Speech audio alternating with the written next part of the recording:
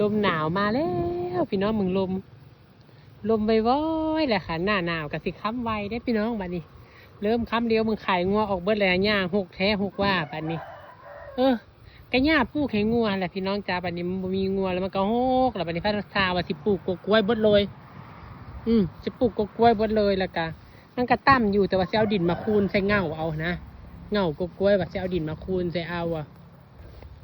อันปลูกไปก่อนนี่ก็หญ้าท่วมละมันบ่มีงัวก็หกเลยมันมีงัวแล้วบ่มีข้าวหญ้าสิให้กินอากาศดีแท้ดีว่าพี่น้องเมืองเทิงฟ้าลมวอยๆแล้วค่ะพี่น้องค่ะลมหนาวมาแล้วค่ะครับมาแล้วก็อยากอากาศเย็นได้พี่น้องอาบน้ำก็สิได้อาบแต่หัวเวียนได้ค่ะบ้านพี่น้องเป็นยังไงเด้ลมพัดวอยๆอยู่บ่ค่ะได้สัมผัสกับลมหนาวแล้วบ่เนาะอยู่สีเชียงใหม่จังหวัดหนองคายหนาวแล้วเด้อพี่น้องลมวอยๆแล้วค่ะเบิ่งหญ้าหกสีท่วมหมดละมาถ่ายบรรยากาศยามแลงให้เบิ่งให้ชมพี่น้อง